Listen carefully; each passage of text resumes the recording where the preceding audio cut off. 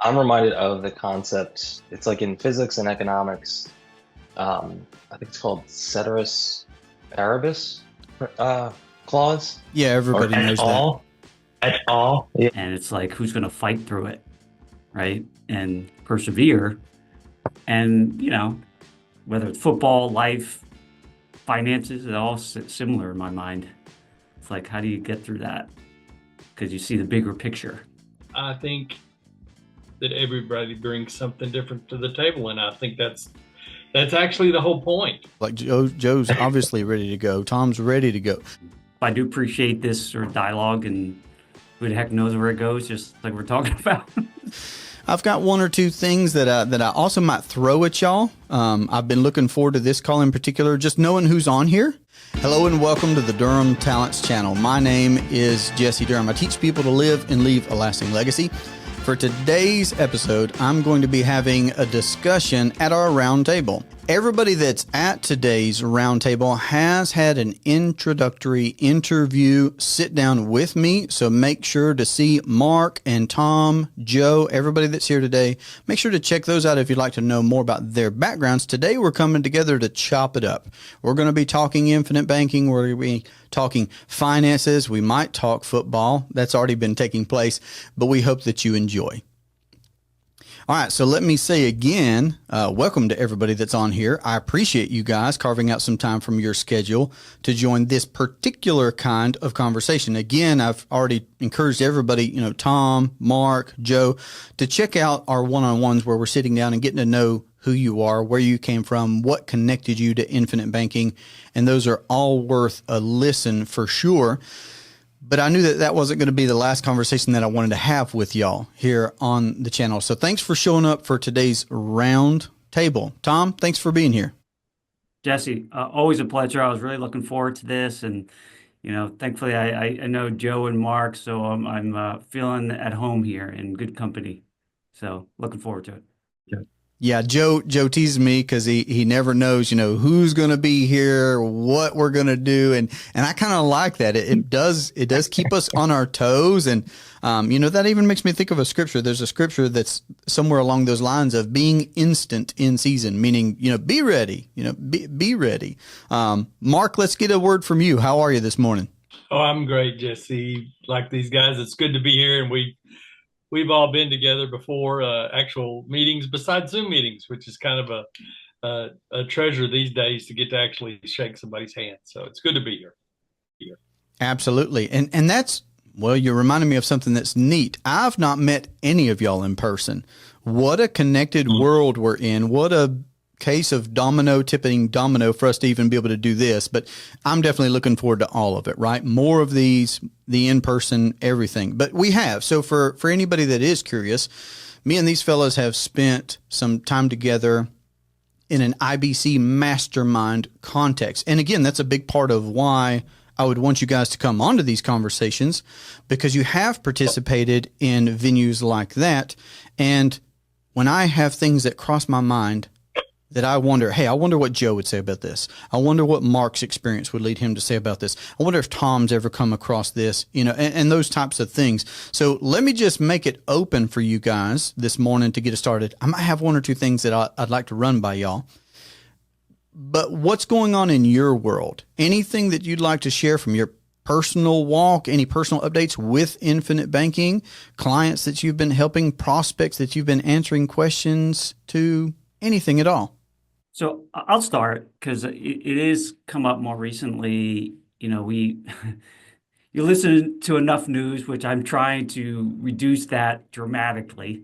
The amount of volatility, opinions of what's going to happen in this economy or not, and those, whatever. And it can be sort of mind numbing and confusing. And, one of the things I do know, though, and it's impacted me personally and certainly clients, is that there's a lot of things where money was flowing to places, and unfortunately things are not turning out as well as you'd hoped. For instance, the multifamily housing space, right? There are a lot of people who put money in places now that it's actually turning the opposite direction, and money's locked up. They can't access it. people are losing money and assets are falling. And, when I looked at that, and I personally am impacted by that, and clients and others, and I looked and I said, we sometimes can devalue things that are liquid and safe and certain because we see the sexiness of all these things and the rates of return and all those things that are going to grab us through history, that greed will drive us. And I'm not immune to that personally. And I look at that and I looked at my policies, and that only stayed flat and went up, actually went up, didn't go down. And there was no chance of loss to it. And I look at those things and I certainly appreciate them as part of the sort of broader picture of my financial life. And this is why you need them. These are times when they're more important, right? And they're going to be more important for people who are sort of in that space or have these sorts of policies. So it's impacted me for sure. Yeah, we're a world separated from anybody who's doing finance conventionally. So what an amazing thing, right? To wrap your mind around, okay, this foundation that I've created for myself. And now, so I'm using my words. Y'all can use your own words, right? Like here recently, I've heard more dynamic expressions of how people view infinite banking, whether it's bond-like returns, whether it's, well, no, infinite banking or whole life for me is a backstop. So I just use the word foundation. Y'all don't have to use the word foundation. I hope you use your own words. That's what's going to make this really interesting. But for me, the foundation to approaching anything, politics, investments, business, the foundation, financially speaking, is a private system, right, of policies that I know. This is what I honed in on what you said, Tom. I know cash value today is bigger than it was yesterday. I know that tomorrow it will be bigger. So like no matter what is happening out in the political space that I have some care about, right? And the investment world that I have some care about. But again, with that being my foundation, it certainly puts me in a different headspace when it comes to my short range, right? What the next 12 months might look like for me, what the next 12 days might look like for me, right? Because I could get access to capital in the next 12 days, right? And then legacy stuff. So I don't know. That's what I honed in on right there. I love that you said that the certainty, the surety of access to capital. That's what jumped out to my mind. So let me ask that question then, since it occurs to me. Where are y'all at right now, personally, professionally? Which one of those descriptors best fits your take on infinite banking? Do you view, and you can come up with something that I'm not coming up with here, do you view whole life insurance that's been structured for utility? Do you view it more as, oh, well, that's my backstop? Or do you view it as, well, that's my legacy, and I'm doing this other conventional stuff? Or is it, a private banking system? Because there are so many people out there, and this is why I love this round table, because I'm getting ready to turn it over to y'all. There are so many people that have different perspectives. Like I was speaking with a client yesterday, and she said, well, Jesse, should I use my first policy for legacy? And should I use my second policy for banking? And I said, well, that's not a bad answer. It's not necessarily right or wrong, in my opinion. That's not a right or wrong thing. If you decide to use it for this, that, or the other, perfect. I'm here to encourage you to be your own banker or to be financially independent and autonomous. So if you want to do it for that, great. Now, if 6 months from now, by using a policy or multiple policies, you level up mentally where you think, oh, I don't have to pick and choose. It's creating legacy for me. And all right, so y'all are already nodding your head. So that's part of my thinking and where we're at right now. What's your reaction to that or your response to that, Mark? Let me kick it over to you first. Yeah, you bet. I find a lot of times my clients, and it's usually small business type people that have a lot going on. A lot of them want to know about the banking function. To get them to get progressed to the place where they're thinking about it in a broader sense, whether it's legacy or backstop or whatever, takes a little bit of time. Most of the time, even after they get their policies, it's just the self-awareness of like, oh, I can use it for that. Even though we probably talked about it, it's not what's forefront in their mind. So their deal is to kind of begin to expand their horizons once they get their policy, or that's what we run into. Mm. And then the other thing I'm seeing a lot lately is people are a little unsure. I had a lot of people say, well, it'll be better after the election. So the election came and went, and we have a new administration. But yet, I think in human nature, people are still a little unsure because things are changing rapidly. Just turn on, like Tom said, you can get inundated with the news and the what ifs. But this takes that out of the equation. Doing infinite banking hopefully gives some real stability there. But for the most part, my guys look at it like banking. All right. So one more double tap on you, because you have a traditional insurance background before being exposed to infinite banking. So you've obviously had an evolution of your view on what it means to own whole life insurance and how it can be utilized, et cetera. So what phrase do you think best fits, or how would you put it in a sentence or two? What, even personally then for you, would describe your connection to infinite banking? Right. Well, for me, and this is what I try to just get across to clients, is basically the safety and security. Because, like I said, I'm in a rural community, so we deal with a lot of agricultural clients, farmers in particular. Well, that's a very cyclical, fickle, if you will, business. So they can run, so to speak, hot and cold. They might have a great year followed up by a not so great year. And then, of course, worrying about how the government plays into that, whether they want to or not, government and insurance rates and things like that play into it. So for me, a succinct way to put it is you get safety and security to everything you're doing. Awesome. I love it. Infinite banking's your safety net. It's your security, your fortress. All right, cool. All right, Tom, you're nodding your head. What's your one or two sentence, right? Come from with infinite banking, and then anything else you'd like to elaborate on? Yeah, and I think spending enough time with this group, and certainly I think Joe has put this in a previous context before, and I really resonates to me is there's an evolution to anything, right? In our adoption and understanding of any concept, especially infinite banking, right? Because we're at a level because we study it and we're masters at it and have grown it, and a lot of our clients are kind of on the early stages of it, right? They're just trying to get their heads around it. And some of the things it's just about, hey, I need a place to store money safely. I'm used to putting in banks.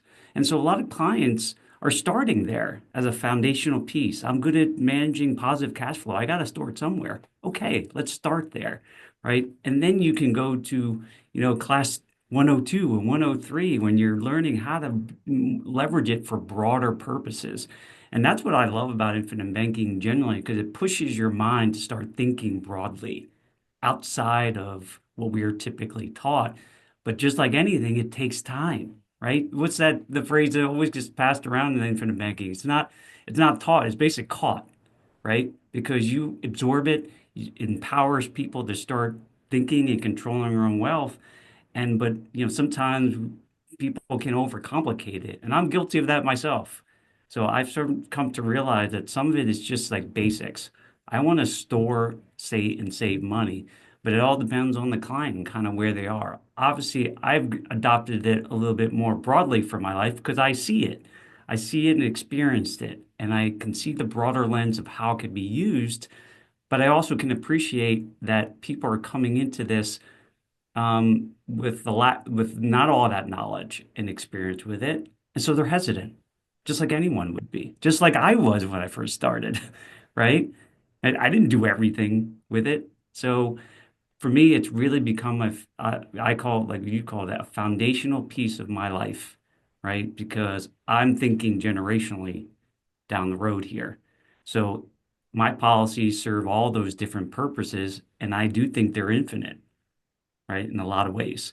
And so I can have a broader lens because I have the fortune to experience it and see it and be around other people like you who can add more sort of context around it.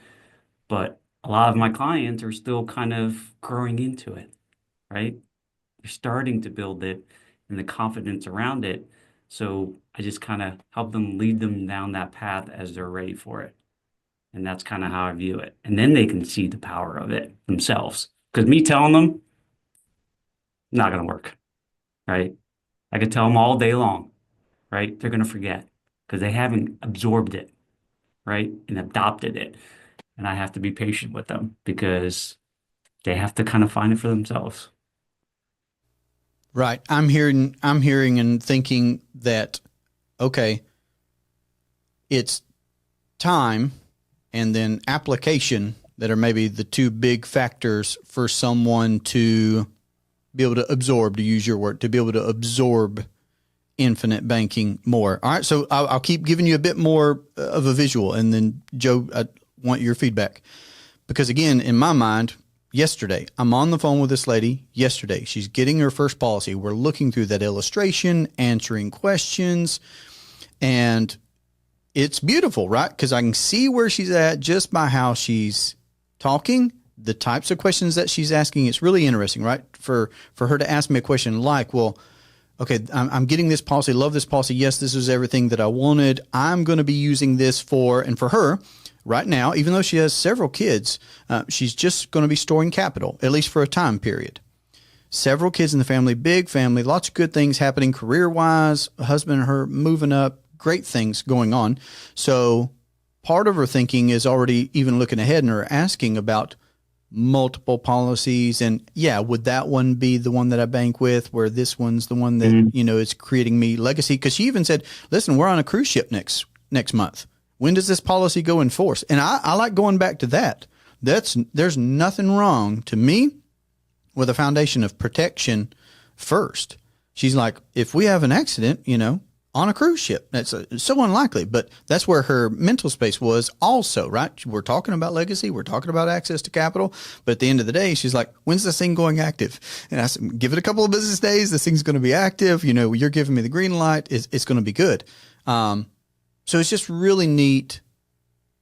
And I'm trying to share that recent conversation with y'all because it's obviously still on my mind. And I think it's the mental picture that I have while we're in this conversation.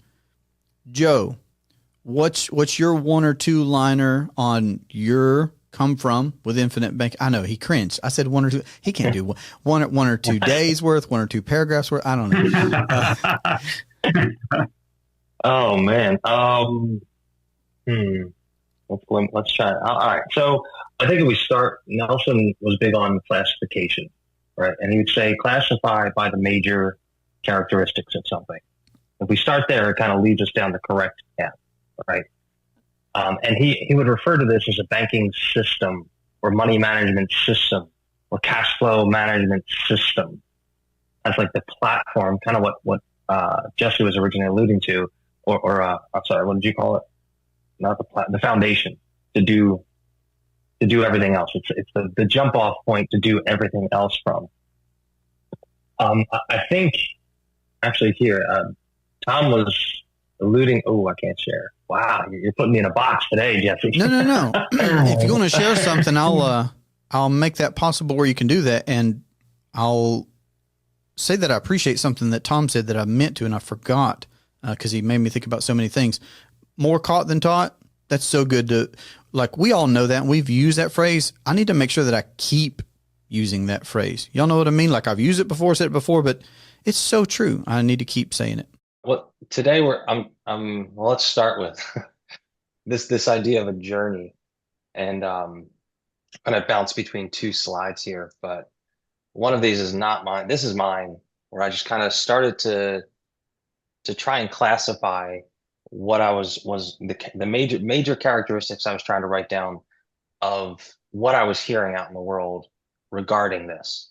And over time, they like kind of grouped together. And this isn't meant to be hard and fast, like if you say this, you must be this level or whatever. But it's like a spectrum, and you can kind of fit overarching. There's seen and unseen. And I think the vast majority of what we see out there speaks to the seen. They try and create this rate of return or cash on cash, some type of rate. They go to a rate of some sort, right? Or they'll say something like, what did you said backstop, that's in there, volatility buffer, bond-like asset. These are all ways to categorize it in a very seen, measured classification. Whereas if you read Nelson's work, he says almost the opposite. He doesn't mention a premium structure, the correct premium structure. He says it's not about any rate of at all. It's not about investing in any kind, right? So you like start knocking off like what it's not, and it's like, wow, what was he talking about then? And it is this like platform. I like this. It's a platform to generationally implement and control the process of financing all major purchases and investments.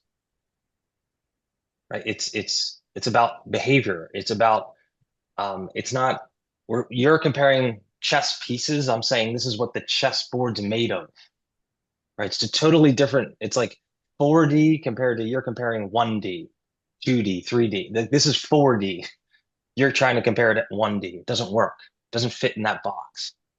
Some of the, like the legacy piece of this, like man, in the book he quotes Proverbs where he says, actually, let's stay here for a second. Let's stay here because this is a better visual. I might be a better visual of the actual emotional journey someone might go through as they're learning about this.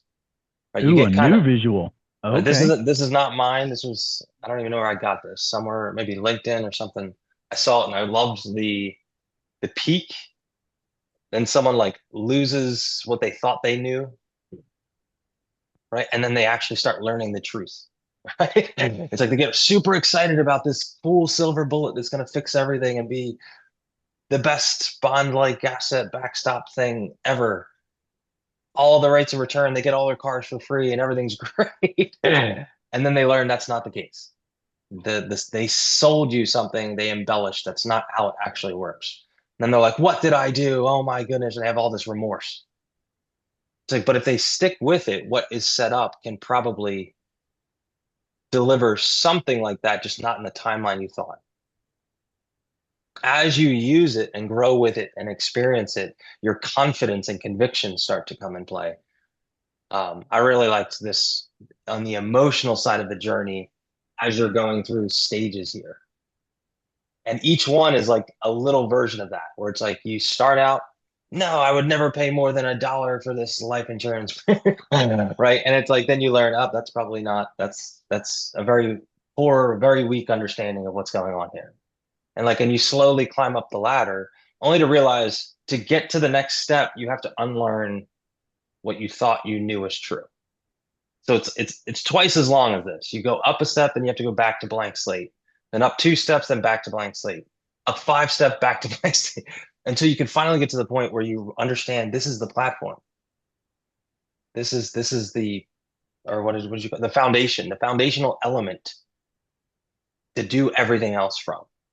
That's why this step is so much higher. It's so much higher. People get to this 4th step and they think they've arrived. And like, oh, I figured it all out. I can calculate the internal rate of return of every number on the page. Like you're still not there though. You're still living in the seen portion of this. There's an entirely separate unseen that doesn't show up on any ledger that dwarfs everything you think you know up until this point. It's like standing next to Mount Everest and you thought you're at the highest point, looking at your feet instead of looking at the peak of Mount Everest. You've got a lot more work to do to get to the understanding. That's the journey. And I think Nelson in his book, he talks about the transition from using third-party banks to 100% private financing using this. It's a transition for like 10, 15, 20 years even. It's not I signed the dotted line and whoo, I'm done. Look at that. Woohoo. Got all my habits. It's like showing up to college with all the money to pay tuition and thinking you have the degree. You've got 4 years to go, buddy. You got to go through every class. You got to pass every class. You got to earn every credit, and then they award you the degree. It's like there's a transition period. There's habits you need to learn and unlearn, and then learn new ones, more productive ones that support your family and legacy and financing. his whole point is if you use this correctly, it takes care of the legacy. So the idea people will say, I'm going to use this just for legacy. You'll learn in time that as you bank, you take care of the legacy. As this becomes the platform and the foundational element, it takes care of the legacy piece takes care of itself. Um, and I think I'm reminded of I said Proverbs a little earlier. He mentions Proverbs 13, where it's a righteous man leaves an inheritance for his children's children. So he's talking generational, thinking long range, generational. Deuteronomy 17 talks about don't store up wealth for self. Don't store up silver and gold for yourself. Right? Again, it's the opposite side of that. Hey, think bigger than just yourself.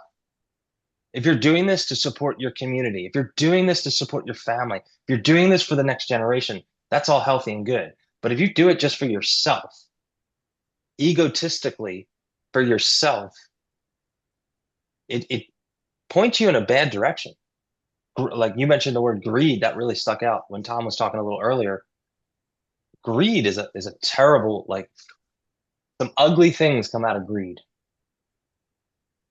Right. And I think it all blends together. The platform to do all this takes care of the legacy. As you're using the platform, part of that use should be for the community, for your family. Everything you do can be done from this vantage point, right? The seen and the unseen. If you can get past, like you think the most important thing is the number on the page, or when someone tells you compare this column to that column, even though they're supposed to know all the columns are fabricated. They're fake. The numbers were good. The only number that mattered was the first year, the day they printed it. Every other number's fake. The next minute, the next day, the numbers are fake. All of the numbers are fake. It's meant to give you an illustration of what could happen. All right, let me jump in. Fake in what way? Keep going right there. What do you mean by that? Okay, so the illustration. Because it says, here's what I'm saying. Let me add this one more layer. Because it says guaranteed when you look at certain parts of a policy illustration, sure. Right? So it does say guaranteed. All right, so go with that. Sure.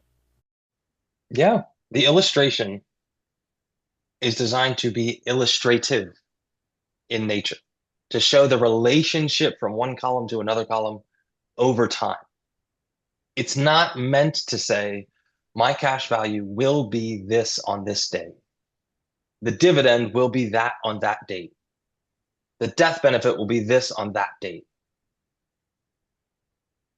The numbers that are needed, the assumptions that are needed to create that column, like they're based on the revenues of the insurance company, the expenses of the insurance company, the mortality experience and the investment experience of the insurance company. You can't predict that. Okay, all right. So let me jump in again, though. All right. So just a little back and forth, right? Again, there is a part, though, on an illustration with a whole life policy that's been built for infinite banking, right? That does say guaranteed on the cash value, does say guaranteed on the death benefit. So what's the factor then, Joe, that would change those values? What's the factor? What's the input? How could that be different than what it's illustrated? So dividends aside, because all those things that you just said, right? Like expenses, mortality, all that other stuff. But the guaranteed side, I'm trying to say it without saying it. Like I know what comes to my mind. What could change the guaranteed cash value? What could change the guaranteed death benefit? What could change the guaranteed cash value and what could change the guaranteed death benefit? Well, the dividend really is the only thing that can manipulate those numbers. Well, all right. So I'm obviously struggling and not thinking of how to ask this well. Let me just share my thought as you're describing that.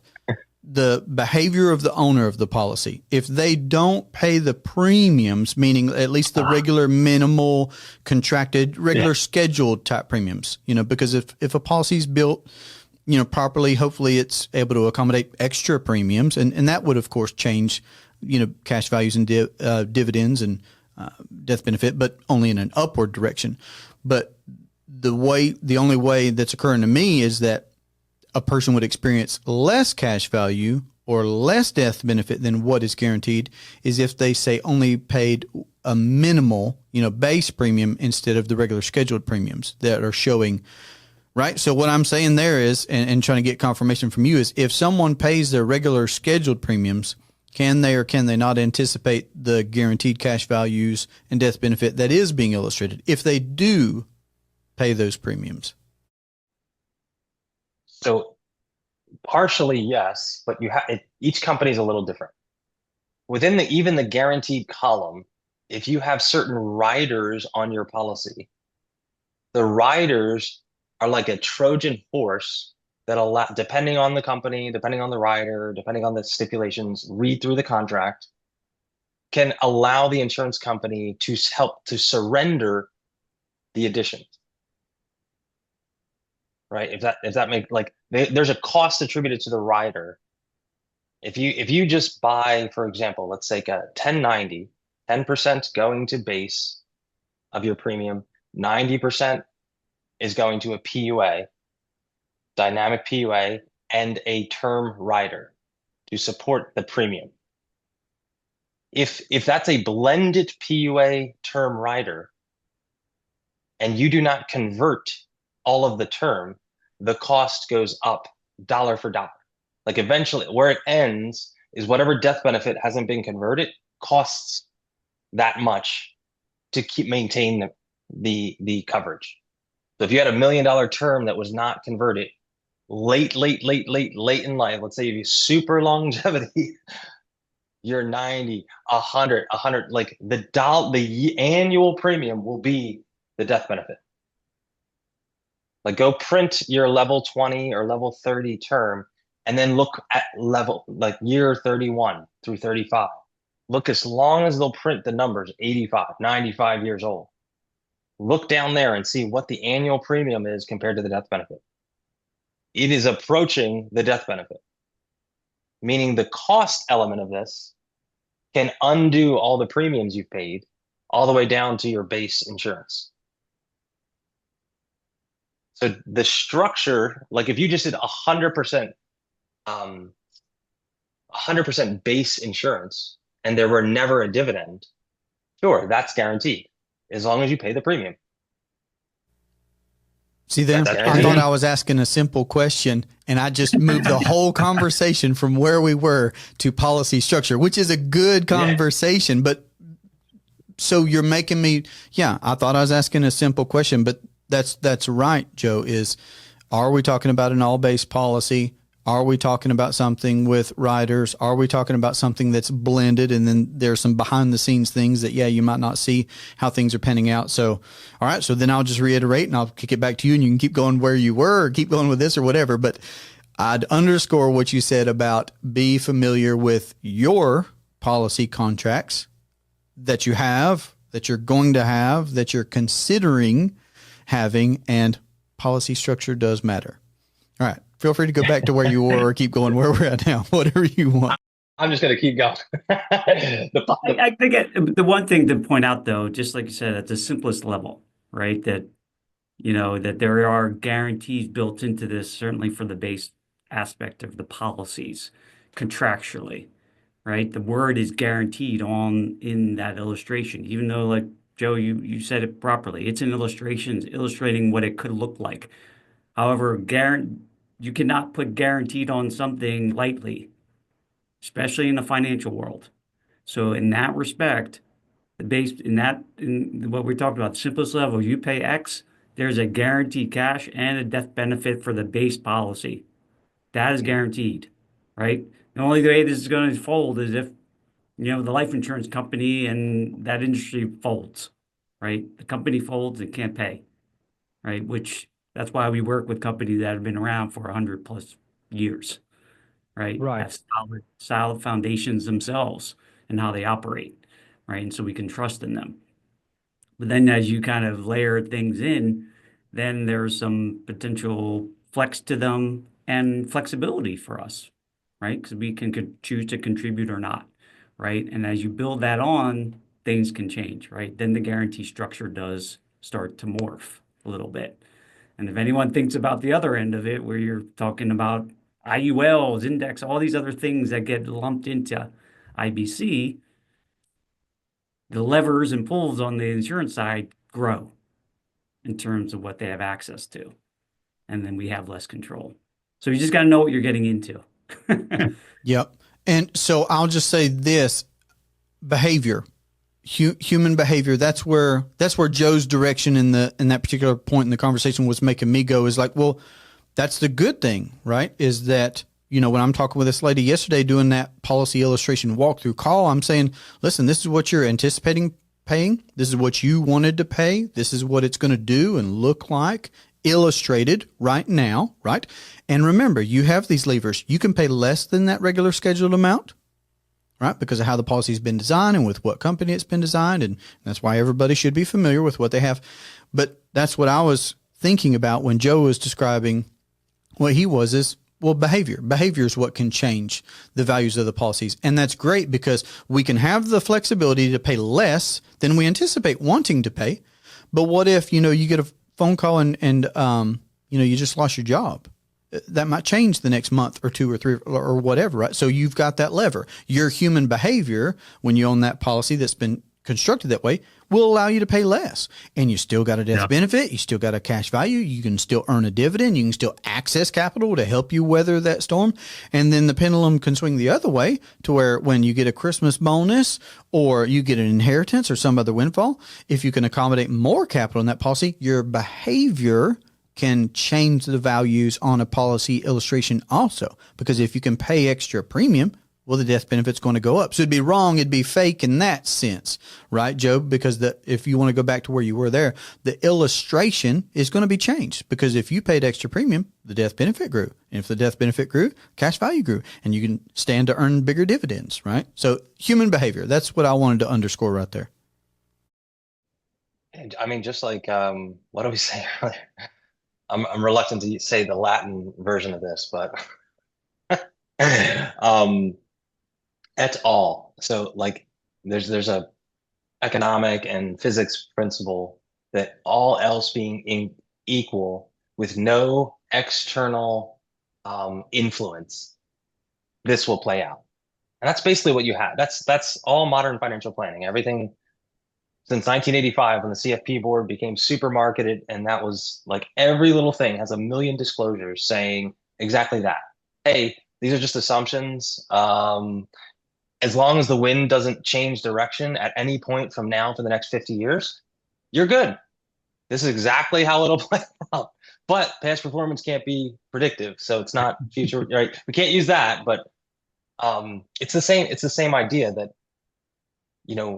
if you get the principles, you can use this illustration as a way as a launch pad. If you're thinking abundantly and you understand the principles on how to improve the illustration, well, then this is music to your ears. Your behavior positively, contractually influences the values of the page on the page. Whoa, that's huge. Your behavior of when you pay the premium. Did you pay the right amount that you said you were going to pay on time? Or did you wait a year? Accidentally, you forgot to pay the extra. You paid a couple months late. Well, all of those work against you. If you don't pay when you said you were going to pay in the amount you were going to pay, the numbers are going to be different. Right? Think of it from the business perspective. You said you were going to pay. They're like, oh, we got a plan for that. We've got to get all this lined up. And then you were late, which made them late, so that the return's different. And then like it just cascades. If you are your best customer, show up on time, show up early with a smile, paying like clockwork, you're going to get the best experience you can out of the policy. Right. And And I think we talked about it before. If you approach this from an efficiency standpoint and say, let's use today's snapshot of your insurability, think of it like a plot of land, somebody developing real estate or farming, right? There's an efficiency metric there to say each square foot has to be so efficient. If we are not efficient with it, we can do all the things Jesse said. We can sloppily, right, squander away the insurability and just say we're going to build in lots of flexibility. Just you won't be able to expand later when your income increases. When the cash flows improve in your life because you're doing this, you're not going to be able to expand as much because we use too much of it early on. Pointing back Because we to were the focused importance of policy structure. structure. Well, yeah, structure, size, the preference being the efficiency metric, not early cash value. That's not the efficiency.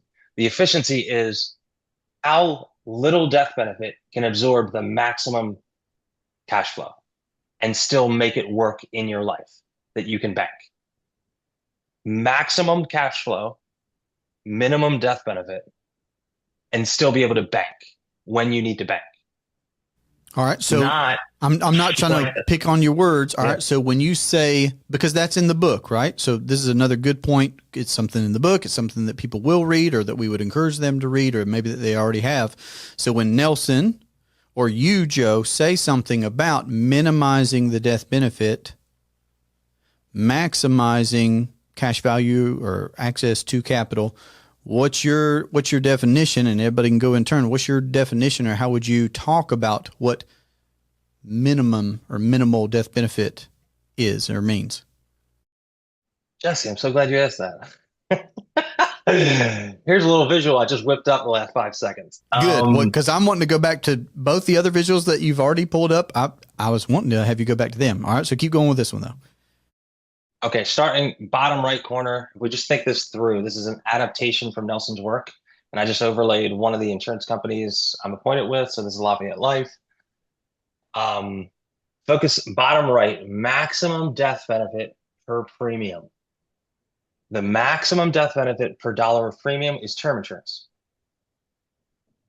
Right? We want the biggest benefit, little outlay, peanuts outlay, as little as we can pay. On the other side, we want, right, lots of death benefit. I'm sorry, minimum death benefit per maximum premium. What's that? A MEC, single premium payment. Right? What he's saying, if you look at the green line now, you don't need to worry about the actual contract names here, but the green line is we're going from term as close to MEC as possible, but not touching it. Now, since we've added this PUA dynamic death benefit rider, we're able to like tap that button and pull the green closer to the MEC line earlier in life. Right? So if time is on the y-axis, over time, if you just had 100% base, it takes a long time before the cash value gets really close and usable. Okay. On the other hand, the other extreme is people take it too far and just hit that PUA rider as much as possible, but they've used up all their insurability. The term rider falls off. So now all they're left with after the term falls off the policy is an itty bitty premium and a really big death benefit. So they're heading right back to term. They're not allowed, they can't contribute anymore. It's a parabola. It feels great early on because you had all this access to cash, but then you can't contribute late in life. What Nelson was saying is we want to get as close as, tap that as much as, like surgically tap that to pull, look at the green line, look at the green line, pull the green line close, as close as we can without going overboard and still maintain the longevity, the ability to pay long term.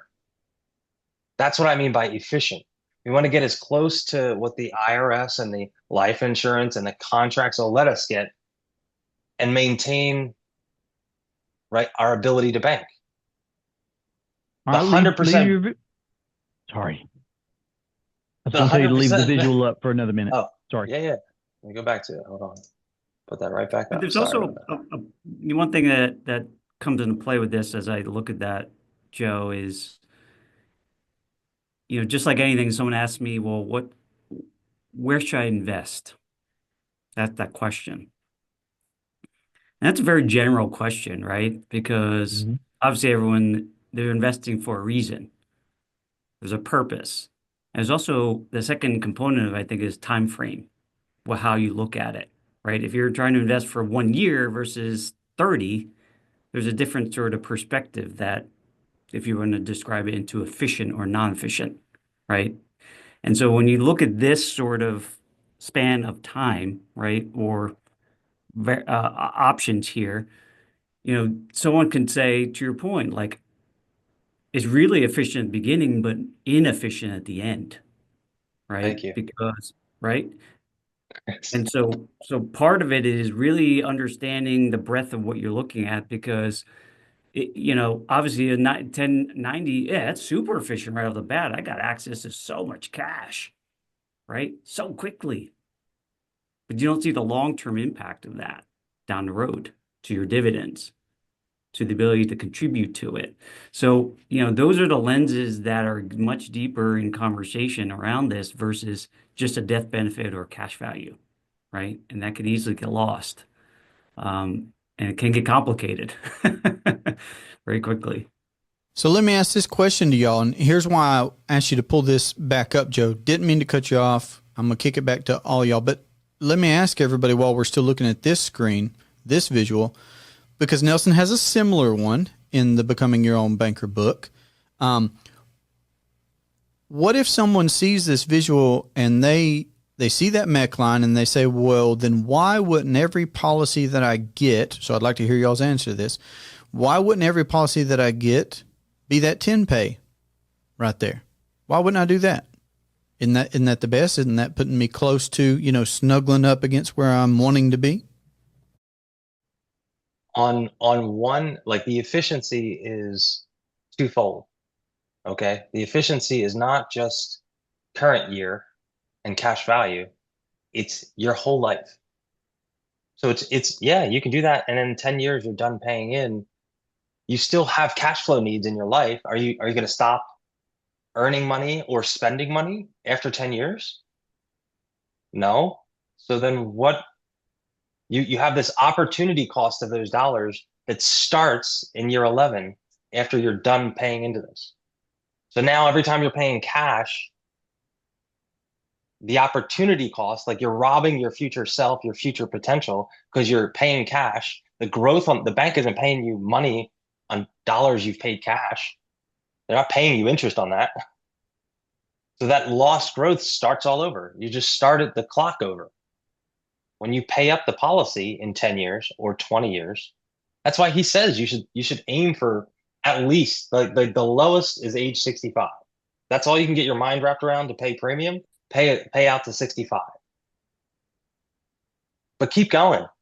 In the glossary, he talks about the capitalization period. The last sentence is the longer you capitalize, the stronger the system. If we go back to what Tom was saying and Jesse was saying, legacy, think 3 generations. If you stop paying, the future generations suffer. You've got to think bigger than yourself. Once you do, this all snaps into focus. The whole thing's like, oh, I want to pay as long as possible because every dollar I pay gets multiplied. It's more seed, like it's my harvest becomes seed for the next generation. Every dollar I pay amplifies it. It just keeps amplifying and amplifying on a contractual basis. But if you cut it off early, like a 10 pay, or in this case, it doesn't cut off necessarily, depending on how someone designed this, but your ability to pay went from maybe like say $100,000 a year down to 10 for the last 15 years of your life. Or they probably have you in a 75 pay. So from 20 to 75, it's 10,000 a year. You just cut your ability to transfer to the next generation. and all future generations for that matter. Take that out 3 or 4 or 5. The number is staggering how much it costs to cut down your ability to pay premium.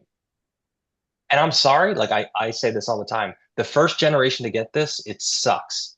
It really does. The first 5 years suck. Like even if you just did this 100%, like the first 7 years suck because you don't have complete liquidity when you're used to complete liquidity because we don't have any patience in our modern day. But if you think 7 years compared to 700 years or 7 generations or 300 years, seven's nothing. It really is nothing. Yeah, you're But to making be me able to think it pull might that- have been before we, hit record on this conversation, but Tom was talking earlier when we were talking about sports and stuff about a victorious mindset. That's where I think, Joe, about, you know what, that's true. Everything you just said. Yeah, it's you're the one that's taking the blows. You're the one that's doing the work to capitalize something, to start something, to begin something brand new, right? But then again, that victorious mindset in me goes, yeah, but who else? Of course it should be me. Yes. That shouldn't be Yes. my kids. That shouldn't be my grandkids. That shouldn't be my brother. It should be me. I can do it. I should be the one. This is where I'm at. All right. So still while we're on this visual, Mark, Tom, go, Joe. Just want to like you're seeing like 50% base and all these this typical premium structure. This is made up. This is with illustrative purposes just to show if you reduced I'm sorry. A lot of people will see this 100% dropping to 50 and think I reduced the base. No, I increased the amount of PUA from 0 to 50, which as a ratio pulls the base down. The dollar amount I wasn't changing. That's a big, like most people will start with a dollar amount and then chop it up, right? That's like all the flexibility is on the I don't want to pay side of the equation, not how can I pay more side. These are just made up to say conceptually, if you emphasize the PUA, the dynamic PUA rider that you have access to too much, this is what could happen. If you do it, I picked sweet spot 50-50 just because, but if you did it right in the middle, somewhere in the middle, you're going to have this beautiful landing, this soft landing where you get the cash you need when you need it earlier, and then later you didn't inhibit your ability to send to the future generation later and enjoy the dividends later, so on and so forth. So this isn't, I just wanted to clear that out. This isn't actually a policy. This is just conceptual in nature. All base would look something like that. If you took the all base and added PUA to it, it would pull the efficiency closer. If you do it too much, you're going to send yourself back to ground zero in 10 years. So sorry, I just wanted to clear that up for your viewers, but go ahead. No, guys. I appreciate it. That actually sets up what I wanted to ask. So Mark, Tom, when y'all see this visual, because again, there's one similar to it in the book. What sticks out to you from this conversation about, it's kind of about, it could be about lots of things. I mean, Joe's got one particular company mentioned right here. Then he's got different products mentioned right here. And then you could talk about the structure of those products. And then you could talk about a system of a variety of those products, like a collection of those, because Nelson talks about building a system over a lifetime. So what speaks to y'all from this part of Nelson's book or this conversation because of this visual that we're talking through here?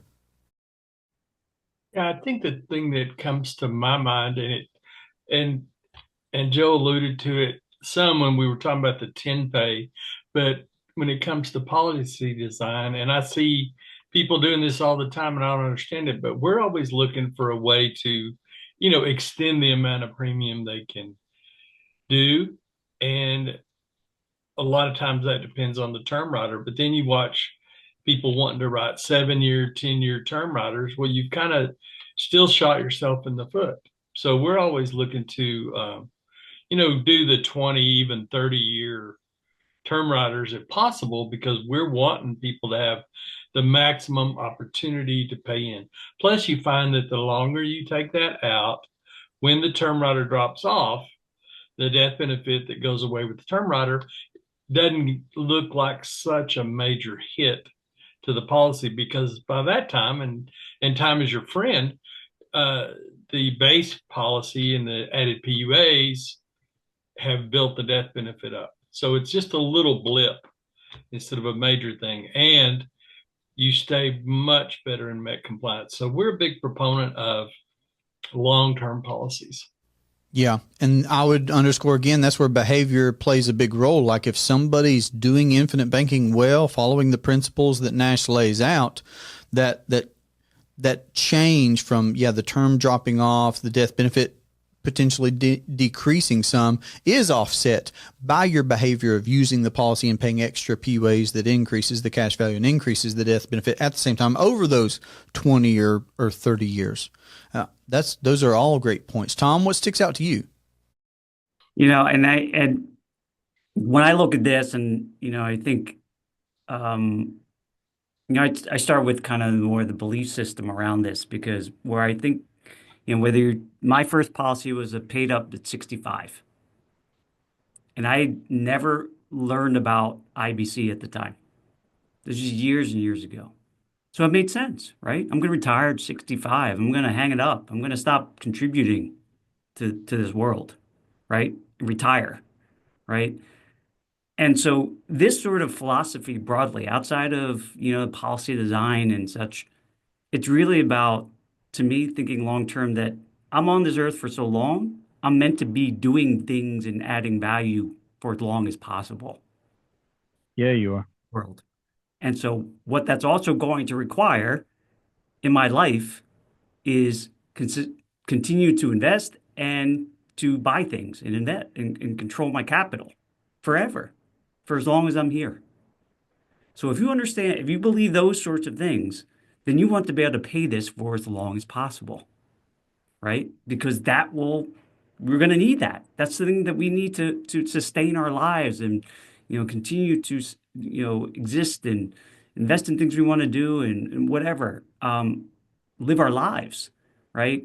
But we are taught in a lot of ways to say, hey, work for here, cut it loose, and you don't need to do these things anymore, right? It's just a different belief system, right? So that is what, over time has helped me sort of better understand kind of why it's important to build in flexibility so you can contribute and use this for as long as possible, right? Because you don't know. We don't know when that comes. And, I think we're meant to be doing things and growing and learning and providing to others for as long as we're humanly on this earth. So that is a belief system that this helps support, right? If you kind of connect those dots, that's what I view. I know, that's beyond the scope of like designing, but it does factor in because that's why all the ones that personally I do, I'm trying to allow that forever because my other ones are going to be cut now. Like the ones I No, start at 65 are going to be cut. Right. I was just, again, I keep cutting y'all off because y'all excite me. I was going to say, I appreciate, Tom, that you brought it back to the philosophical or the principled perspective on top of the nuts and bolts that I enjoy talking about policy structure and whatnot as well. I appreciate that you went there. So let me ask a follow-up question that y'all are still giving me hints on that I know I want to ask. Joe, can you pull back up your stair step case visual? Can you pull that one back up for us, please, sir? Because you first made me think about it when you said something when we were on it, and then Mark did, and now Tom has also. So here's my next question. Nash says that premium should eventually equal income. So remember back when we were talking about, what is your perspective of infinite banking? Is it a backstop? Is it a hedge against? So, a lot of that Joe shows here. He illustrates here. He conceptualizes here. Like when you go to that above average yellow, for example, that's where, a lot of people are talking, I feel like today. Like if you're educating yourself on infinite banking, you'll hear people talking about bond-like asset. You'll hear people talking about, it's a better savings alternative than, the money market or whatever. And, then you'll hear some people say, well, no, for me, it is a backstop to help me with a sequence of return. And the answer is yes. My answer is, yeah, it is all those things. It's not limited to that. So on that particular question, because this I've also heard recently, right? That people are questioning Nelson Aback in the Becoming Your Own Banker book. And I could understand why they would question it if their perspective is, oh, well, it's only a backstop, or, oh, it's only a legacy piece for me, or, oh, it's only this, that, or the other, right? So my question to y'all then is, what do you think about that? What do you think about that premium should eventually be equal to your income philosophy? Since Tom set us up for philosophy. I think that's a chase. I think that's it's philosophical in nature. Like you should want your premium to equal your cash flow. In theory, if you think throughout someone's life, they have a little bit of like they're probably borrowing their parents to get their first policy. If their parents are nice enough to buy the policy on them before they're 18, after 18, they probably have a drop down because it's based on their income now, not their parents. So their insurability takes a nosedive for a little while until they get established. Maybe out of school, they earn their first gig, and then their income and insurability starts going up. Right? In theory, that happens all the way through your 50s and 60s. Modern financial planning has it's now asset based, not your earnings based. But insurance companies will humor that as well. So they'll keep going with your assets over certain periods of time, right? Estate preservation. Like the income, I don't think it's limited to your earned income. I think it's just meant to put you in the right frame of mind to say, as my cash value, like my cash flow, not value, cash flow is increasing, I should be looking to expand my premium. And as this goes up, like the insurability goes up, so I should be expanding, right? So it should teeter back and forth over the course of your life. So you get to a point where eventually, in theory, you've built enough assets that are also producing income, like where your lifestyle between premium payments, between dividend, which gets, they say reinvested, but what it's doing is the premium is refunded to you and buys additional death benefit. So that counts as premium, your PUA premium, the natural increase within the, like it all is premium. So eventually the natural course of the contract is it's going to grow to a size where it would be able to replace your income. I think that's why it takes 20 years and 30 years. And implementing this deal, like in the EVA chapter, he says this isn't a quick fix. Don't try and start this too quickly. It's a long-term lifetime commitment. And once you accept that, you accept the long-term nature of valuing this, like you can kind of see that playing out. Like every time you get a bonus, you're like, where do I put my money? Oh man, my policy, all my stuff's already maxed out. What do I have to do? It's an organic, natural time to say, I need more insurance. Let's convert a little more of that term or go out and buy a new policy or whatever your setup is. It's like if you're naturally doing this already. Do I think there's a date that he had in mind or to get to 100% of your income is flowing through? I don't think it was that he was trying to deliver that. I think it's a chase. I think it's chasing perfection, right? If we could have the perfect policy, everybody wants the perfect policy, the first policy. They want the biggest perfect policy set up that would meet all of their cash flow needs and still have all the dividends and all the growth and it doesn't exist, right? You can't. It's a chase. You start small where you're at. As your understanding improves and grows, you will implement to the degree you understand the concept. As your understanding continues to evolve, you're going to continue implementing. As your income and cash flows increase, regardless of source, as the cash flow increases, you're going to increase your implementation. Once you understand what's going on, you'll know what to do. I think that it all just ties back to that. I don't think it's well, wait a minute, how would I possibly get, like my W-2 paycheck comes and the IRS already took 30% of how's that going to get in the policy? I don't think that's noise. He was just saying, as the cash flows increase, your premium should increase. Like I think when you're productive with your cash flows, it's really hard to max out your insurability because your cash flows keep increasing. Right. And then eventually your assets are increasing at such a degree. It's really hard to max out your insurability. You can do that on day one and buy a nice term policy that preserves your ability to convert. Hmm. But if you're implementing this at a high level and you understand it and you're flowing as much of your policies are absorbing as much cash flow as possible, highly efficient use of your insurability, it's really hard to keep that up. Like your Yeah. insurability is just going to keep going up. It's really hard to capture all of it. Well, here's where I'm at, Joe. I want to pay more premiums. I've been doing this for going on 10 years. Here recently, fairly recently, and I say within the past year or two, because I like tracking this kind of stuff, keeping record. It's cool to look back on. At this point in time, we've paid hundreds of thousands of dollars of premium, and I just wish I could pay more. You know what I'm saying? So in the grand scheme of things, like I know people that earn more than I do business at a higher level than I do infinite banking at a higher level than I do. But that's where I'm at right now. It's like I got this burning desire. I want to do more. Can I encourage you and like let's just like dismantle that hogwash. Somebody's implementing more than I am.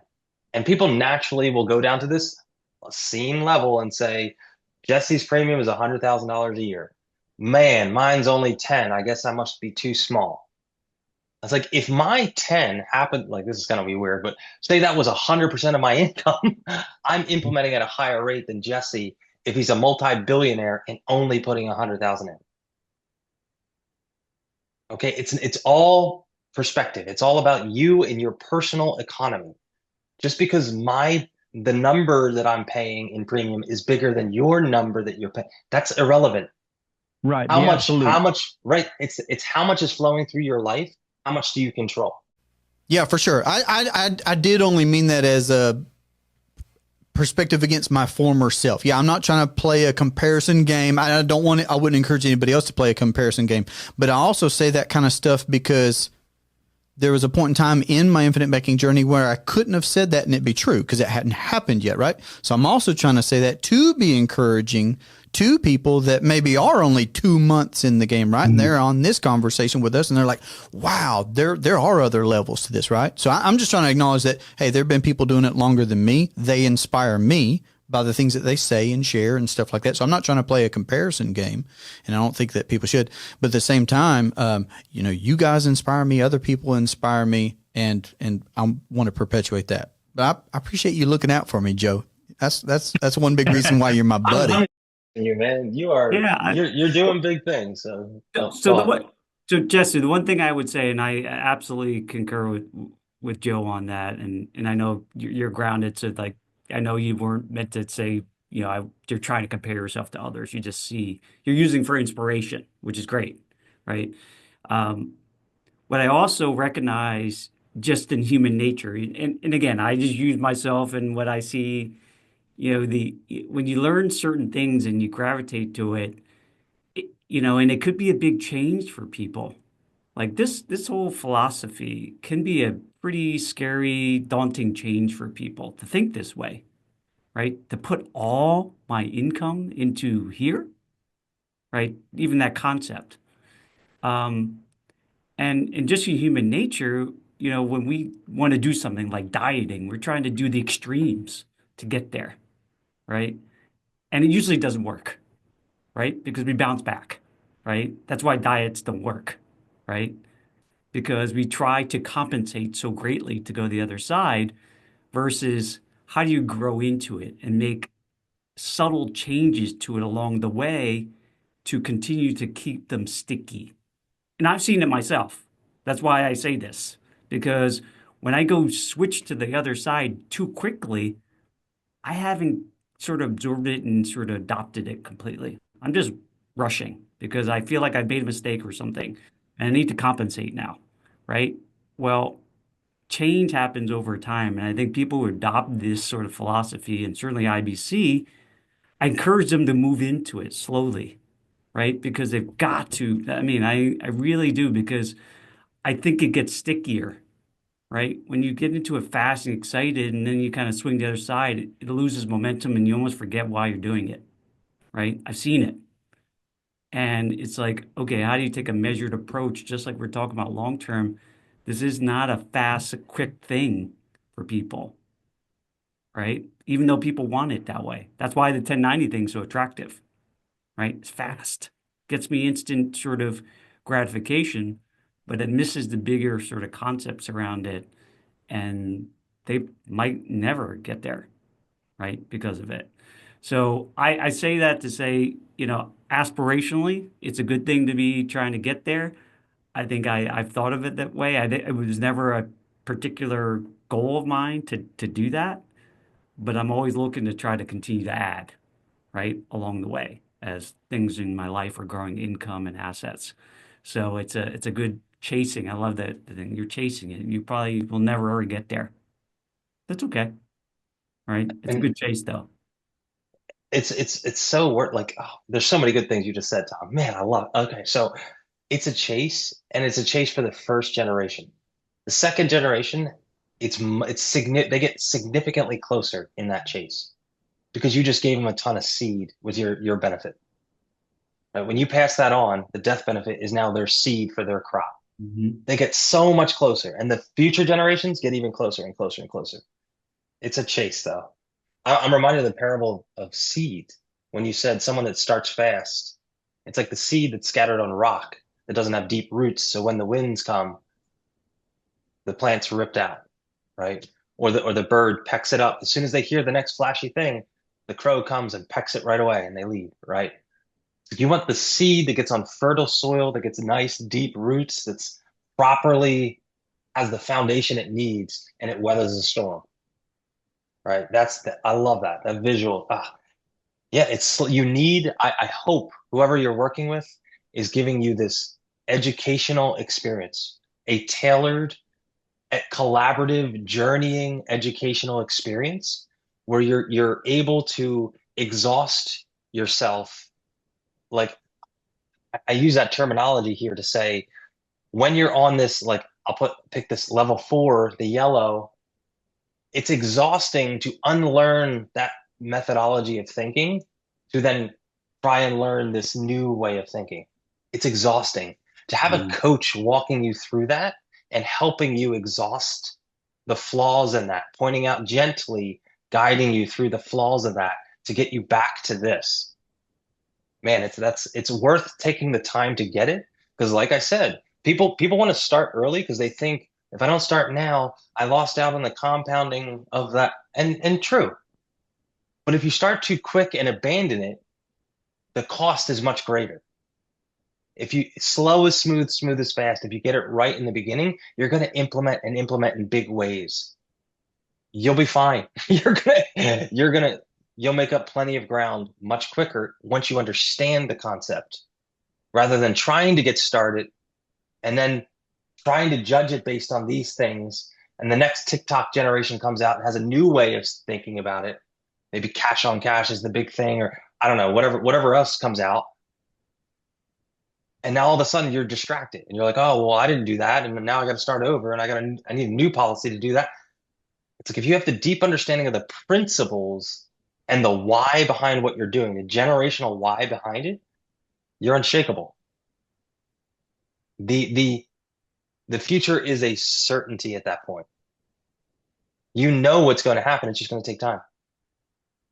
Every dollar of premium, base death benefit or PUA death benefit, will be cash value at some point. It's just time. Just waiting, just patience, learning to use the tool creatively. And you said something about weight loss, and I love that the idea of fad diets. I was just thinking about this on a run.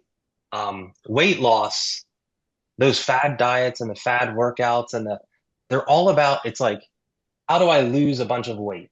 It's like the pile of visceral fat on your body. It's a pile. Whereas the real way to do it, like you'll get 80% of the value of it if you just control the caloric intake, the flow of calories. If the flow of calories is high, enriched, like useful stuff for your body, good, healthy stuff, and you're at a deficit, you're going to lose plenty of weight. It's the flow will control the pile. Focus on the flow. It's cash flow. Everything in the scene world is all about the pile. How big's the pile? How do we measure the growth of the pile? Nelson was saying the flow creates the pile. Why are you worrying about the pile? Worry Yeah. about the flow. I liked the diet connection as well, because it's no surprise to anybody that human behavior is the biggest input behind that, right? And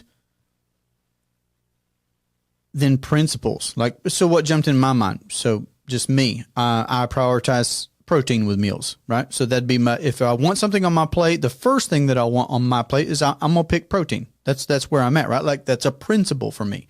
And I just equate that to the principle of, well, with infinite banking, it's think long range, right? That's just a principle. I'm not trying to get, in the minutia or tell you what to do or how to do it exactly to the T or anything.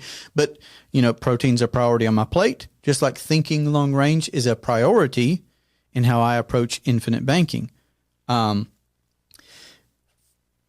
Prioritizing protein on my plate is a lifestyle choice. It's not necessarily, again, me getting bogged down in, well, do I have to weigh my food? Maybe, right? But for me, no. Just that framework of prioritizing protein works for me. I'm going to prioritize protein. That's going to be my lifestyle. That's how I approach, right, diet. Just like, okay, well, the second one with infinite banking is I'm not going to be afraid to capitalize.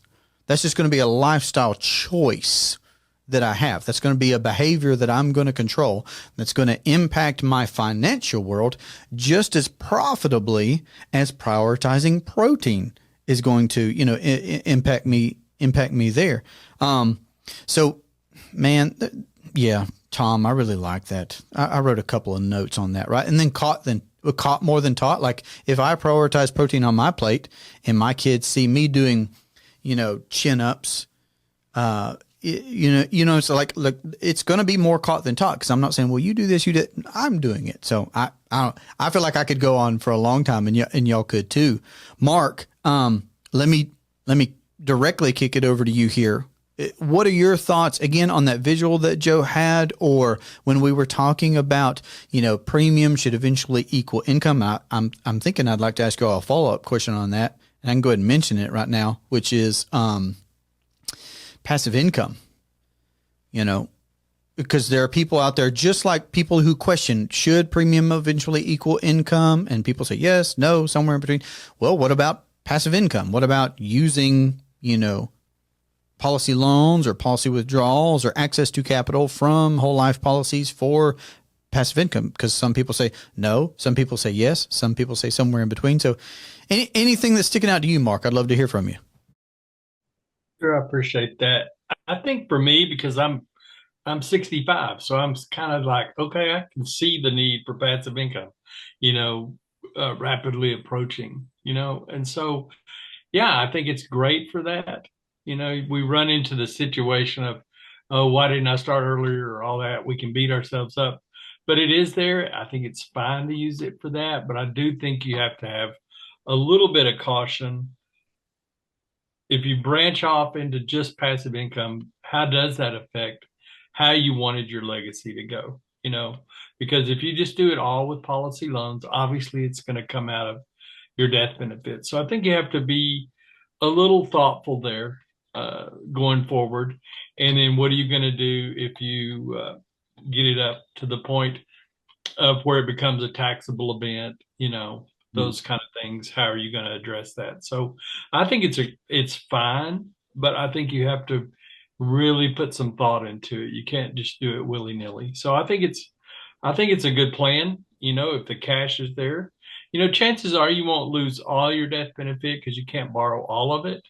But it might be like changing midstream if you had not planned on using it. But it's a great asset if you need to use it. So I would approach that with caution. 100%, 100%. It matters that you have the perspective of, well, I'm being my own banker, so I should be paying attention, right? And then I would say, man, it really matters who you work with. Like Joe said earlier, are you able to exhaust yourself to know firmly, okay, this is what things can look like for me. I am in control. I have done this. Yeah. So anything else there for you guys, again, on, premium equaling income, or this segue into, passive income? Again, some people say, no, you shouldn't, can't. Some people say can't. But plenty will say you shouldn't use whole life insurance for that reason. Some will say, well, that's my whole plan is I'm building capital that I'm going to have tax-free access to over here in these private assets. That's my, and then some people are, somewhere in between. So anything there. I use this way. I certainly see where people have positioned it as this sort of Roth equivalent, getting tax-free income in there. I don't really position it that way. The beauty of it is that, given the nature of it, it gives us so many options and flexibility to how we can leverage it, right, later in life, especially when you've done such a good job capitalizing it, right? It gives you more options. And as we talked before we even start recording, yeah, they can put all the risks they want on any financial document, anything you can think of, but they can't even factor in for things that we never know it's going to happen, like risks that are off the table. And so I'm always expecting them. Look at COVID. No one expected anything like that. What's the next thing I can't expect, right? And how am I prepared? And so having more options at my disposal as opposed to just choices, to me, I say that to myself, right? Am I putting myself into a position where I have very few options, right? That's a really untenable position. And so with this, I tend to say, how much flexibility do I have with what I'm doing, especially around my finances, that gives me and my family and others the most options as possible to win, right? Yep. Because I don't know what's coming, unfortunately. I wish I did. We'd probably be talking about something else, but anyway, that's kind of how I view it. Cool. Well, so maybe table this for a future conversation. I feel like we could really get into nuts and bolts considerations for that topic. I'm at least wanting your surface level feedback, but yeah, maybe we could talk in a future episode about how, well, okay, here's one strategy and here's another strategy and here's another strategy. Maybe you're building up capital in these policies by in your active income earning years, you're being your own banker. So it's your warehouse of wealth. It's your private banking system. That's where you're building up capital. And maybe you do use policy withdrawals up to the cost basis. And then maybe you do switch over to loans for a certain amount. And how many policies do you have? And how long can you do that at such and such rate? And Nelson has examples in the book that give us conceptual, ideas of these things. And then, okay, well, what if I used those that access to capital, those cash flows that I can experience passively from my policies? What if I use those cash flows to go out and get other assets that may have guarantees, or that may just be not even guaranteed financial assets, but I could still be investing in this place that I have experience or knowledge, or I'm putting other people to work. Y'all see what I'm saying? It's a big topic is what I'm saying. So I'm trying to plant the seed now that we could revisit that in as deep of a way as you guys would like. But Joe, what were your thoughts on that? On the cash flow, the final thoughts on the income equal premium? Anything there, Okay. or anything that you'd add to what we were talking about for passive income or retirement, using policies and cash value and policy loans for that? Yeah, sure. I think use it or lose it comes to mind in the book. One way to say that is if you don't capture your cash flow, you've lost it and all its potential, all the growth of it forever. I think that feeds into the philosophy why he would say, well, if you hear that principle, if you didn't capture it, it's gone forever. Then capture it. Work towards Can I say this capturing there? as much as possible. Yeah. I love that you reference that principle from Nelson. I thought this earlier when you said something, so I'll say it again. And then it's back to you. People, because some people might not have started infinite banking yet, they're in that education mode. They're going to use a bank. Here's what I would challenge them to consider. If they don't do infinite banking, won't they use a bank in their 60s, 70s, 80s when they're 100 years? Yeah. So why not capture it? Yeah, in a private entity. That's what jumps out in my mind. It's like, I always trying to think of, well, what's the alternative? If I don't do infinite banking, aren't I going to be relying on Social Security probably and whatever I've acquired, from doing the conventional thing? And then I'll still be doing finance the conventional way because we're still going to have a need of capital. Aren't I either still going to be using credit or cash, right? Like I'm either going to be beholden to somebody else or I'm going to be liquidating what I have accumulated perhaps for myself. Yeah. So why not capture it for yourself? What's the alternative? It's not good. Yeah. It is not good. The other piece of your passive income, I don't have like if you understand what's going on, if you understand that the base provides the most leverage, PUA provides the least leverage, PUA provides more liquidity, base provides less liquidity early on. If you understand that those mechanics, when you get to passive income time or what Nelson calls retirement age-ish, 60, 65, 70 years old, when you're taking things like dividends, when they're buying additional death benefit are at the current rate based on your age. As you get older, the same dollar amount buys less death benefit, right? It buys less. So you can make the argument if it pleases you, the owner of the policy, instead of trying to buy a marginally shrinking amount, you can take that and use that in your life, right? It's kind of like the buyout of a business. You're familiar with an installment sale where, over 10 years or so, you sell your business, but if you sell it in 1 year, there's a huge tax hit. The IRS comes in and says, we didn't do anything, we didn't take any risk, we didn't help you at all, but we're owed half of this money. Isn't that convenient? Must be nice. Instead, you could spread it out over some number of years, and I don't know, whatever. You can draw up the paperwork. And that lowers the amount of tax you're going to pay because you're not realizing all the gain in 1 year. Right? So you could think of like the dividend payment for the last 15 years of your life or 20 years of your life as that installment that they bought you out, where you got all of your original premium you paid in your whole life, you've received it all back. And still left a huge, income tax-free benefit to the next generation. I like how you frame that. That's good. Yeah, that's really, really good. Because it does frame it in a sense that this is, and you can exaggerate it in creating your own banking system and business, right? Yeah. Is right in that sense, right? It's a powerful way to approach it, and to be able to recoup everything you put into this business at your discretion without the government taking their cut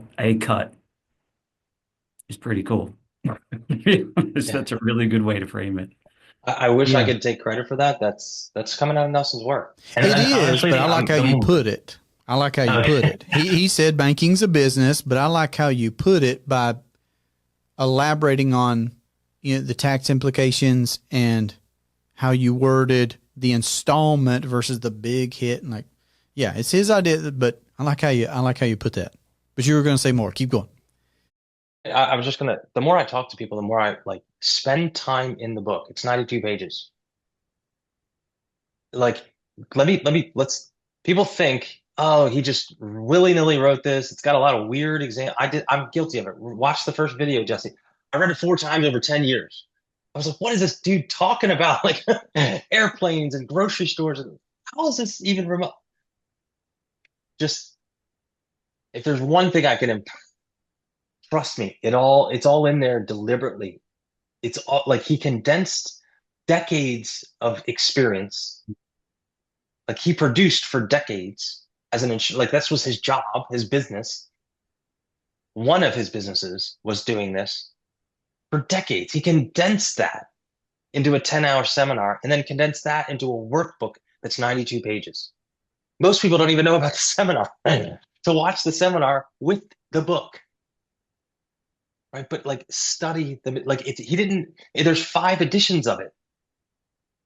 It's not so like carelessly written. There's rampant errors throughout it. He revised it 5 times. And then there's a sixth that's just the digital version. But like he put so much effort into condensing and simplifying this. And people just toss it around like it's well, this doesn't even make sense. And spend time in the book. I promise you it'll pay dividends. Like if you can wrap your mind about what he's saying, spend time just the grocery store example alone. Understanding how businesses work alone, like you'll propel yourself on this learning curve. 92 pages. I think there's like 50 that are actually he wrote that's not like a dedication or like a book recommendation or like the table of like there's like I don't know 55 pages that are actual he wrote for this concept. Read the glossary, the definition of the terms before you get started. Man, spend time in the book. Read it 4 times. I think that's the best Read it piece. 5 times. That's right. I think that's the best piece of advice. And if you can collapse the time frames, it'll be even better. Joe read it 4 times over 10 years. I was speaking with a guy 2 days ago who talked about when he first picked it up, he read it he said, I read it 4 times in 2 days or 1 day or whatever. I was like, I didn't do that. So, I mean, good on you. But the answer is always, yeah, get back in the book. The more you understand these concepts, the more you're going to catch on to its implications. Guys, I've written down a ton of notes. If I mentioned even things right now that y'all have made me think of that I'd like to continue to ask you about, whether it's charitable giving with a policy, because one of y'all said something earlier that made me think about that. And I had a prospective client talking with me this week about, hey, Jesse, can you use policies we give to our church. Could we? I was like, man, how cool that you got there mentally. The answer is yes. The answer, so it's, and then, maybe it was you, Joe, talking about the different battles that generations have as a family at large implements. That first generation has a type of a battle to capitalize and to start this. But then the second generation, they got a different kind of a battle. They got to preserve. They got to scale. They got to level. So many topics. And then I didn't even get to, the 1 or 2 things that I'd been rolling around in my mind that I'm like, man, I'd love to ask Tom and Mark about, X, Y, or Z. So I don't even know if I want to mention it now. Maybe I'll keep holding it over your heads and it'll, compel you to want to come back for curiosity's sake, if nothing else.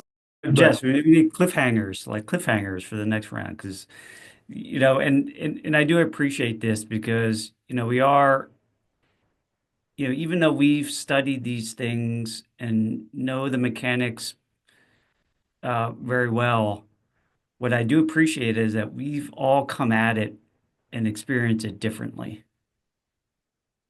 And that's everyone, right? Regardless of if you're an IBC practitioner or not. And they all bring unique lessons, that I take from it, right? That whether I hadn't thought about that way or, or even spoken about that way. And it's always really helpful because, and then what I think maybe for future is, there are things get easier when you put practical things around it. When you see them in actual motion and experience them, like I'm doing some stuff with my family and I'm trying to figure this out, like how to explain it well to my 15-year-old, right? That's real, right? And to your point around kind of perpetuating it, there's no magic to it. And you figure out how to go about it. But, these are things that I'm trying to figure out for me and my family to be able to share with my clients and people around me. See, that's the kind of stuff I want to hear more about too on future conversations. Like and people want to hear that stuff. Yeah. I mean, those are real things, right? That matter, right? And we can get bent around. Again, I love it too. I can nerd out with the best of people around policy. Now, maybe not as much as Joe, but that's why I said I just lean on Joe. If I have a question, I go there. But really, what is it all for? The purpose, right? And you got to keep the eye on the prize because we can easily get sort of lost. I love it. Well, listen, I'm going to give you all a chance for some last words, parting words. I will say this from my part. We didn't get to go back to one of Joe's visuals. To me, the whole hill thing, the learning hill thing, it looked to me like there was a guy pushing another guy off the top of the hill. I'm just going to say what I thought I saw. That's what it looked like. That's not the same guy. There was a guy behind him, and he pushed him down the hill is what happened. Go back. Y'all rewind that are watching this. Go back, rewind. See if it doesn't look like the guy's pushing the guy down the hill. But yeah, any last words from you this time, Mark? I hope you're going to come back. I got more stuff I want to talk through with you guys. Hopefully we can get our schedules together. But any parting words from you or encouragement from you, Mark? Yeah, you bet. And I really appreciate your audience listening to everybody. So, a personal takeaway, I feel like I'm sitting in a room with three philosophers and I feel like a mechanic. And I'm really encouraged by you guys. And I mean that in a great way. I'm really encouraged by you guys to keep seeking the why and keep promoting the why and those kind of things. So I'd encourage your listeners to do the same thing. Don't get hung up with thinking about rates of return and those kind of things. Try to get a bigger picture, you know? And I think that's my takeaway from that. It's just, this is about so much more than just getting an extra percentage point here or there. Okay. This should really become a lifestyle for people. And that's what we need to keep talking about, you know? And so I'm just encouraged by that. I'm encouraged by these conversations and look forward to hearing some more. Yeah, me too. I appreciate you, Mark. Definitely looking forward. I mean, when you say something, when we're on that passive income time of life, it means something more to me because you are closer there. And I look up to you in that way of, I know you've got these life lessons and you're out helping people, but you're also doing infinite banking for yourself. So it means a lot to me and I appreciate you. Tom, anything else from you, sir? No, I think these I appreciate you pulling this together. I think this concept of masterminds can be outplayed, but played out a bit. But I do think there's such a benefit to having people kind of join forces to kind of share thoughts and ideas, and I think it just expands everybody, and hopefully people got a benefit out of this. Yeah, no doubt they did. No doubt they did. I like these. I mean, I'm doing it. It's helpful to me, so I get help for sure. And I know it's valuable to other people. Joe. I would just encourage the viewers here, call Jesse, call Tom, call Mark, sit down with them, spend some time. They know what they're talking about. They can help you on this journey. I think like if you're going to take a nugget or two, I think go back to when we were talking about cash flow. It's all about cash flow.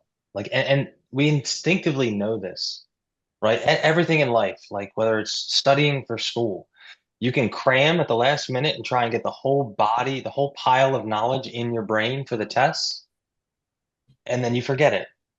Or you can study the proper amount to learn and understand, and it stays with you. Right? It's the flow, like weight loss. Your body instinctively goes caloric flow first. It's the first thing it's looking for energy and good stuff. Right? And then it looks at, oh, what do we have in the body that we can use for energy? Focus on the flow. It will direct your attention where it needs to go you'll be on the right track if you start with the flow in mind and not the pile. Most of the stuff out there, for better or worse, it's probably over sensationalizing the pile. Focus on the flow, the nuts and bolts, the blocking and tackling, the foundational elements. The pile will come as a result of you paying and monitoring the flow. Yeah, that's all I got, man. The blocking and the tackling. You keep going back to that football Eagles, reference baby. because you're Eagles. I get it.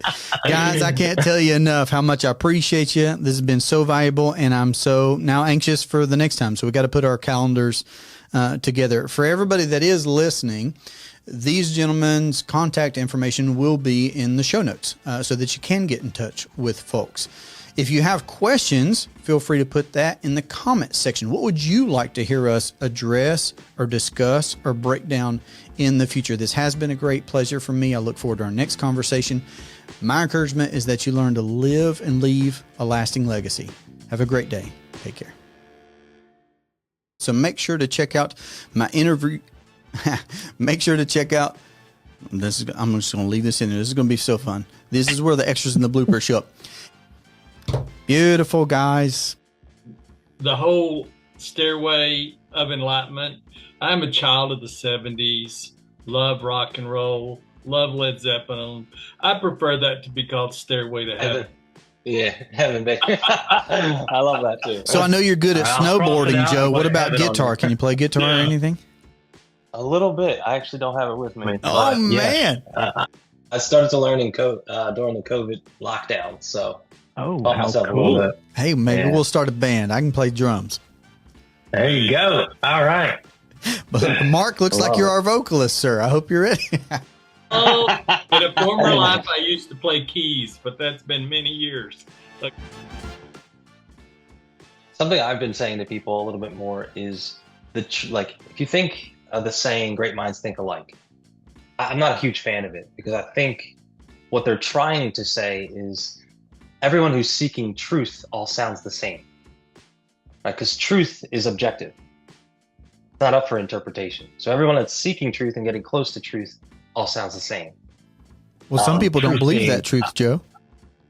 I know that, and they're wrong. The Bible, for example, like God being the truth, right? And I think, in principle, this is all very simple, and there's not much to debate in reality. Once you get to the heart of it, but the application, I think everyone gets lost in that application, where it's literally infinite because of the flexibility baked into the contract. You can use this in so many different ways, and people are trying to act like there's a right and wrong way to use it instead of saying, how do I use it? They get caught up there and don't even think to take it a step further to get to the truth of it, that it's a cash flow management system. It's not meant to be compared to a bond or your savings account or your stocks or 401k or anything like that. It's not meant to. It's meant to secede from the existing banking system so you can be in an environment. That's why I talked about the airplanes, the environment that's more conducive to whatever you want, whatever that you like, charitable giving, business, real estate, farming. I just want to buy cars. Like whatever you want exists here. That's what I started by saying earlier. This world, there's a plan you have to contort yourself to fit in. Over here, it's like it's roomy. It can fit Mark, it can fit Jesse, it can fit Joe. It fits everybody somehow, some way. This is like, man, I don't know how to condense that into a topic where it's like the idea that you fit the plan or the plan fits you. Like everyone, you fit the plan. That's where everyone starts.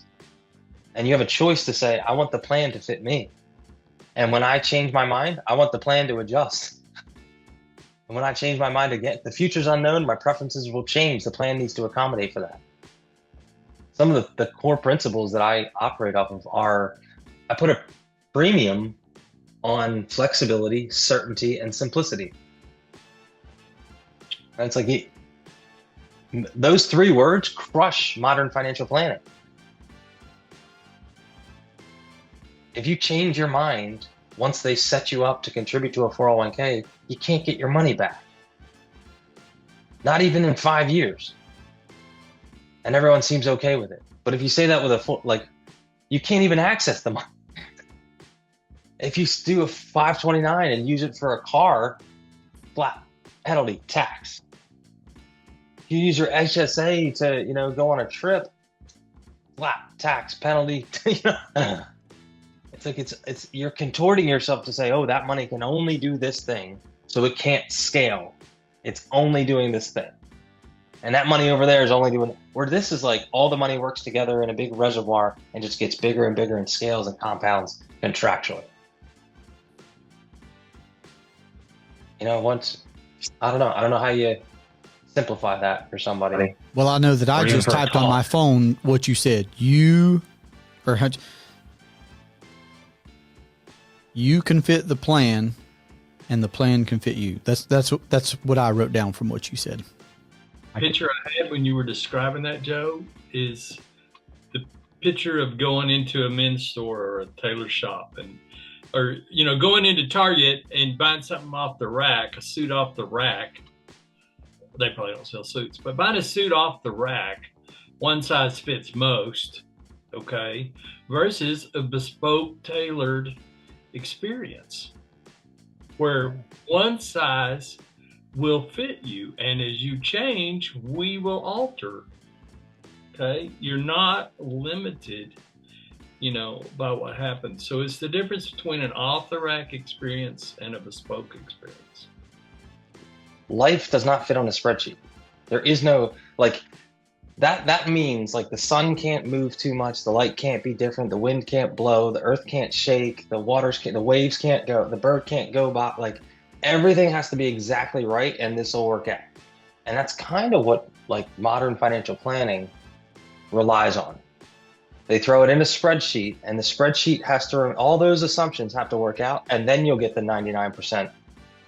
Like the graph that just goes like a rocket ship off to the upper right 45-degree angle that doesn't exist in nature. Life ebbs and flows. Life is unpredictable. The future's unknown. Preferences change. Can your plan handle life?